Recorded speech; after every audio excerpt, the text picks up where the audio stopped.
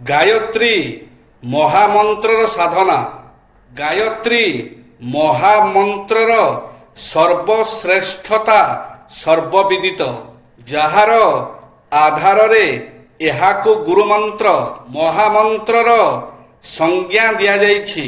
ଶାସ୍ତ୍ରର ପୃଷ୍ଠାଗୁଡ଼ିକ ଏହାର ଗୁଣଗାନରେ ପରିପୂର୍ଣ୍ଣ। ଯୁଗର ବିଶ୍ୱାମିତ୍ର ପରମ ପୂଜ୍ୟ ଗୁରୁଦେବ ଏହି ଯୁଗରେ ଗାୟତ୍ରୀ ମହାମନ୍ତ୍ରକୁ ସିଦ୍ଧ କରି ଜନସୁଲଭ କରାଇଲେ।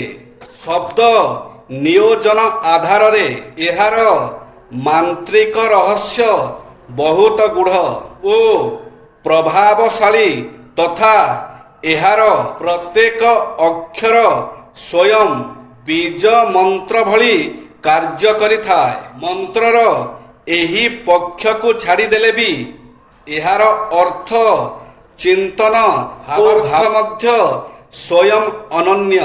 ଏହାର ପ୍ରତ୍ୟେକ ଚରଣ ଗଭୀର ଦାର୍ଶନିକ ଓ ଆଧ୍ୟାତ୍ମିକ ରହସ୍ୟକୁ ଧାରଣ କରିଛି।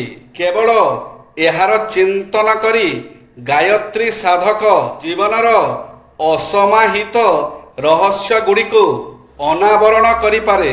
ଗାୟତ୍ରୀ ମହାମନ୍ତ୍ରର ଶବ୍ଦଗୁଡ଼ିକର ଅର୍ଥ ଚିନ୍ତନ କରୁଥିବା ଏକ ସରଳ ବିବରଣ ଏଠାରେ ପ୍ରସ୍ତୁତ କରାଯାଉଛି। ଗାୟତ୍ରୀ ମହାମନ୍ତ୍ରର ବ୍ୟାହୃତିରେ ଓଂ ଭୂ ଭୁବ ସ୍ୱ ଆସିଥାଏ।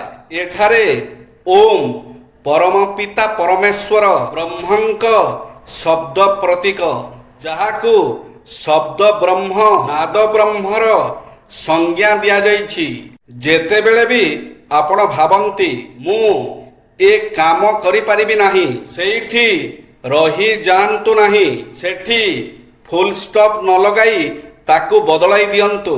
ମୁଁ ଏହି କାମ କରିପାରିବି ନାହିଁ ଜାଗାରେ କୁହନ୍ତୁ ମୁଁ ଏ କାମ କେମିତି କରିପାରିବି। ଏହା କହିଲେ ଆପଣଙ୍କ ବୁଦ୍ଧିକୁ ନୂତନ ଯୋଜନା ତିଆରି କରିବାର ସୁଯୋଗ ମିଳିବ ଓ ସେ ଆପଣଙ୍କ ପାଇଁ ନୂଆ ଦ୍ୱାର ଖୋଲିବ। ଲକ୍ଷ୍ୟ ମିଳିବା ସଙ୍ଗେ ସଙ୍ଗେ ବୁଦ୍ଧିର ବିକାଶ ହେବ।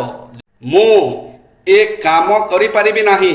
କୌଣସି ବି କାମରେ ସଫଳତା ପାଇବାକୁ ହେଲେ ଖାଲି କାମଟିକୁ ଆରମ୍ଭ କରିଦେଲେ ଚଳିବ ନାହିଁ। ନିରନ୍ତର ପ୍ରୟାସ ଜାରି ରଖିବାକୁ ପଡ଼ିବ।